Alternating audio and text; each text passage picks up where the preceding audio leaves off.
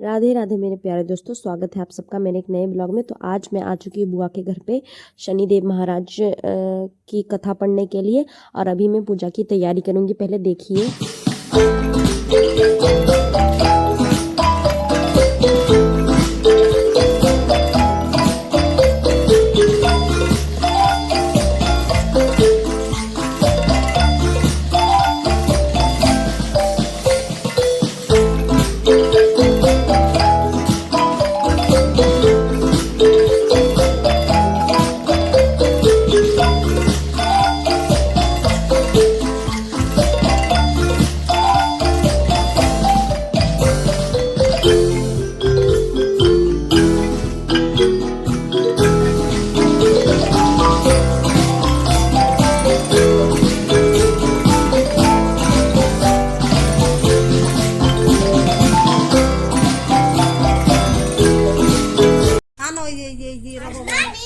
देखो, तब से लेकर अब तक कितना कुछ सब कुछ हो गया है। अभी पूजा में बैठने वाले हैं हम लोग।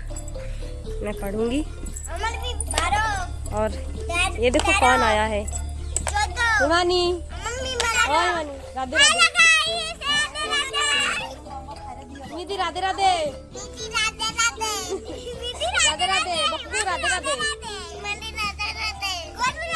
राधे राधे बोलो, राधे राधे बोलो। क्या? अच्छा, ये बक्कू है। बक्कू बोल रहा है पहले मेरी टिक्की देखो फिर बाद में राधे राधे बोलूंगा। देखो उसकी टिक्की नहीं मतलब चुटिया चुटिया। मैंने बक्कू को मैंने बोला कि बक्कू राधे राधे बोलो, उसने बोला पहले मेरी टिक्की।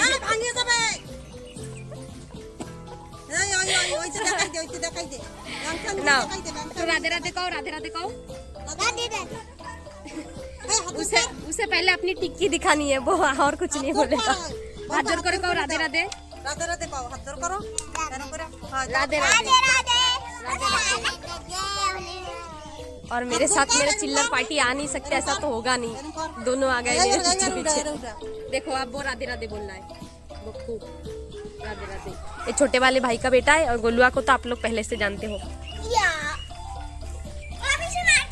भाभी का भी व्रत है, मेरा भी व्रत है। ये है साक्षी रानी, साक्षी रानी का भी व्रत है, सबका व्रत है। फूफा जी उनका भी व्रत है, वो भी पूजा में बैठेंगे।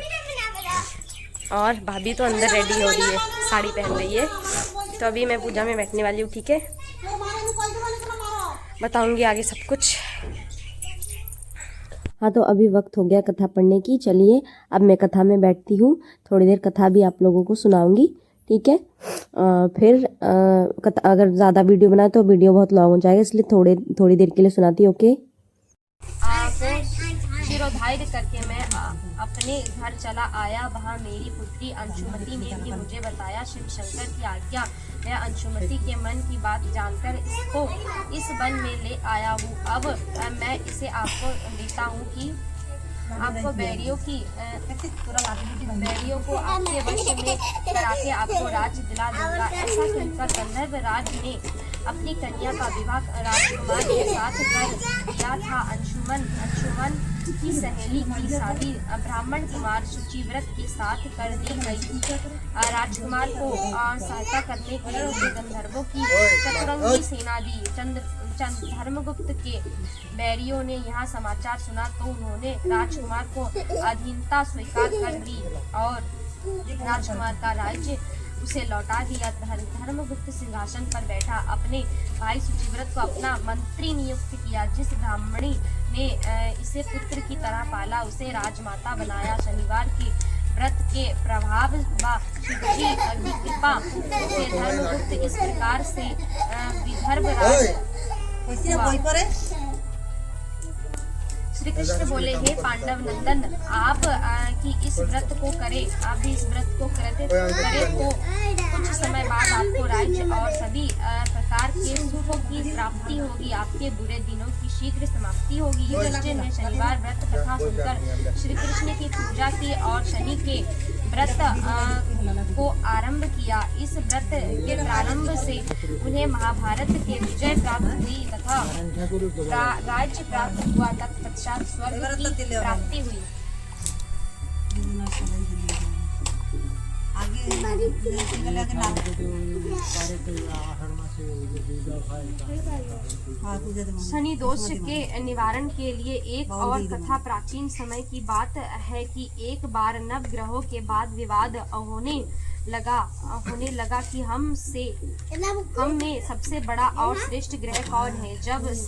जब वे परस्पर यहाँ तय नहीं कर पाए तब वे देवराज इंद्रदेव के पास पहुँचे और इस बारे में निर्णय देने को कहा, किंतु देवराज ने कह दिया कि मैं इसका निर्णय करने में समर्थ नहीं हूँ। आप इसके ये निर्णय देने में समर्थ पृथ्वी लोक में सम्राट विक्रमादित्य के दरबार में जाए। उन दिनों के सुविख्यात सम्राट विक्रमादित्य उज्जैन के शासक थे, जो अत्यंत धर्मात्मा, न्याय प्रिय, दानी और प्रजापालक कहे जाते थे। सभी ग्रह उनके दरबार में पहुँचे और अपना प्रश्न उनके सम्मुख रख दिया। राजा विक्रमादित्य यहाँ सुनकर एक बार तो चिंतित हुए कि इनमें से किसे छोटा और बड़ा कहूँ। जिसको भी छोटा कहूँगा उसका क्रोध मुझे सहना पड़ेगा। अतः उन्होंने यहाँ निर्णय अपने मुख से न कहा और एक उपाय सोच स्वर्ण रजत पीतल तांबा कांसा शीशा जस्ता अभ्रक और लोहा इन 9 धातुओं के सिंहासन बनवाए और उन्हें दरबार में एक उच्च और सज्जित स्थान पर क्रमशः रखवा दिया।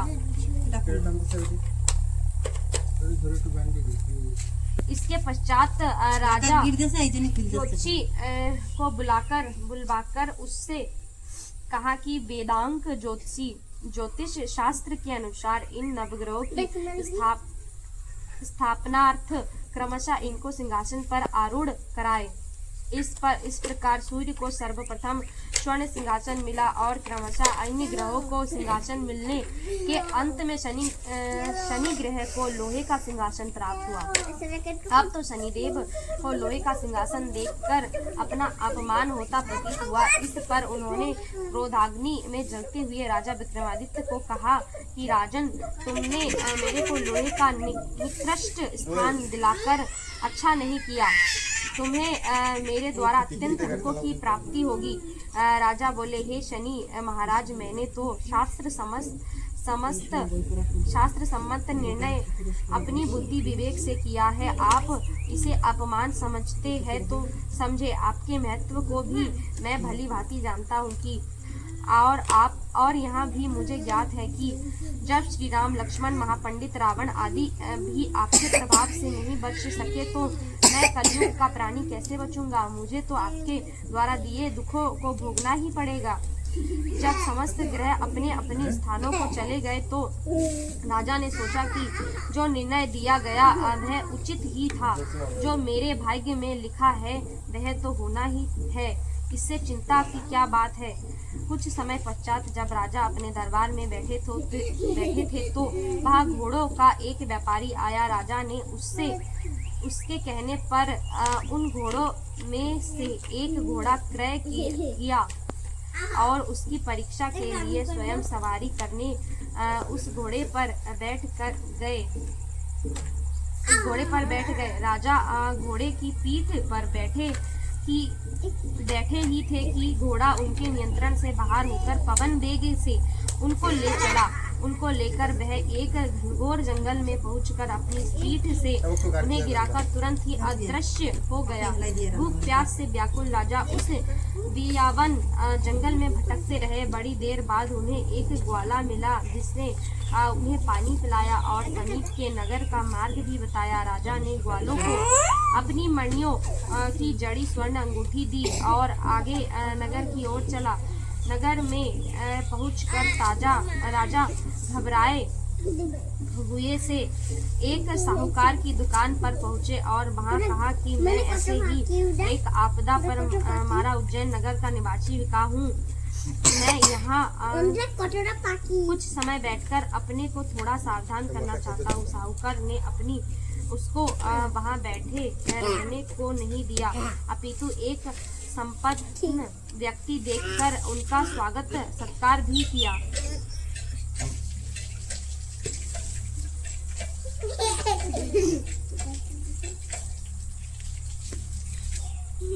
जिस समय से राजा उसकी दुकान पर बैठा, भाग्यवश उस समय से ही साहूकार की दुकान पर अत्यधिक लेन देन हुआ। उसे उस दिन बड़ा लाभ हुआ। इस प्रकार सेठ ने उस आगंतुक व्यक्ति को बड़ा भाग्यवान व्यक्ति माना और उसे अपने घर भोजन तथा शयन के वास्ते ले गया। घर पहुंचकर सेठ ने उस अतिथि को अपने कक्ष में बिठाकर भोजन कराया। राजा विक्रमादित्य जो अब तक अत्यंत परेशान थे और भी अधिक परेशान हो गए जब उन्होंने सामने की मोर में आकर की बनी खूंटी को एक सुंदर हार निगलते हुए देखा। अपनी आंखों से ऐसी अजीब घटना को देखकर राजा आश्चर्यचकित ही नहीं, एकदम ऐसी स्थिति में आ गए जैसे कि उन्हें काट मार गया हो। कुछ देर बाद वहां सेठानी आई और उसने कहा कि मेरा हार इस खूंटी पर लगा था, वह कहाँ गया? यह सुनकर राजा को पाँवों की धरती खिसकती हुई मालूम हुई। यदि वो यह बतावे कि हार को खूंटी ने निगला है तो इस बात को सच में कैसे माना जाता? लकड़ी की बनी खूंटी हार कैसे निगल सकती? लेकिन उसके उस कक्ष में और कोई व्यक्ति आया ही नहीं था, इसलिए यह पक्का संदेह हो गया कि हार बिकाने ही लिया है। सेठ ने तुरंत ही सिपाहियों को बुलाया और बिका को हार चुराने के अपराध में पकड़वा दिया। राजा के सम्मुख प्रस्तुत किया। सेठ ने कहा, मैं इस बिका नाम के व्यक्ति को बहुत सज्जन समझकर घर लाया और भोजन आदि से इसका सत्कार किया, लेकिन इसने मेरे घर में से हार को इधर उधर कर दिया है। राजा ने बिका से हार के बारे में पूछताछ की तो मैंने हार नहीं चुराया कहने के अतिरिक्त और कुछ संतोषजनक उत्तर नहीं मिला। इसलिए चोरी के अपराध में राजा ने अपने यहाँ के नियम अनुसार हाथ पांव काटने की सजा सुना दी। इस प्रकार उसे जल्लादों के हाथ पांव काट कर चौरंगा बना दिया। कई दिन सड़क के किनारे उसे भूखे प्यासे पड़े देखकर एक तेली को उस पर दया आई।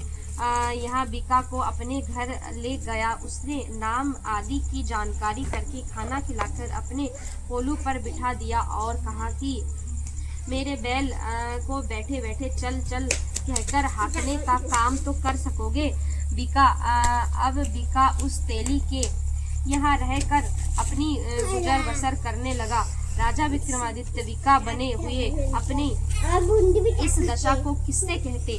भाग्य का खेल और शनिदेव द्वारा दिए जा रहे कष्टों को समझकर वहां अपने दिन काटने लगे। तेली और तेली के घर वालों को उस चौरंगी बिका से लगाव हो गया था। दिन को कामधाम के बहाने हंस बोलकर कट जाता था, लेकिन रात का अकेलापन राग रागिनी गाते हुए बिताना उसका नित्य का नियम था।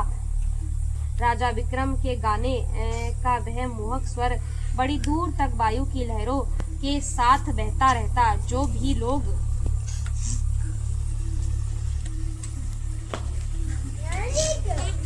सुन पाते उस गायक की प्रशंसा करने लगते। इस बिका के गाने का मधुर स्वर एक दिन पवन की लहरियों के साथ राजा के महल में पहुंच गया। राजकुमारी इस मधुर राग मल्हार में बहुत प्रभावित हुई। रात को नित्य वह इस मधुर स्वर लहरी को सुनकर अद्भुत आनंद का अनुभव कर उठती। धीरे धीरे उसके मन में उस गाने वाले व्यक्ति के प्रति ऐसा अनुराग पैदा हुआ कि वह मन ही मन में अपना पति बनाने का ही संकल्प कर बैठी और इसी चिंता में दुखी रहने लगी। उसकी दासी ने यह दशा देख उसको समझाना चाहा, लेकिन वह जिद पर अड़ी रही कि यह पता लगाओ कि यहाँ कौन गाता है। दासी ने पता लगाया और राजकुमारी को बताया कि वह तेली के यहाँ एक ऐसा व्यक्ति है जिसके चारों हाथ पैर चोरी के अपराध में आपके पिता ने ही कटवाए हैं। राजकुमारी ने यह सुनकर भी वही कहा कि कुछ भी हो, मैं तो इसी व्यक्ति के साथ विवाह करने का राजकुमारी की माता ने उसे बहुत समझाया।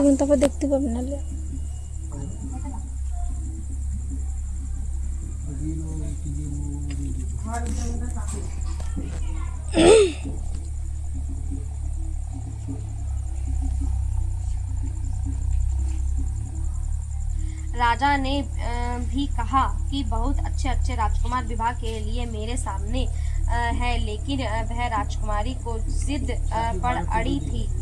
निदान राजा ने तेली को बुलाकर उसे अपने यहाँ रहने वाले बीका चौरंगी के साथ अपनी राजकुमारी का विवाह करना तय करना बताया। फिर एक शुभ मुहूर्त में राजकुमारी का विवाह बीका चौरंगी के साथ हो गया। राजकुमारी तेली के घर आ गई। इसी रात को शनिदेव ने राजा विक्रमादित्य को स्वप्न दिया और कहा, राजन, तुमने मुझे सब में छोटा बताकर ही यह सब कष्ट उठाए हैं, किंतु मैं तुम्हारे धैर्य।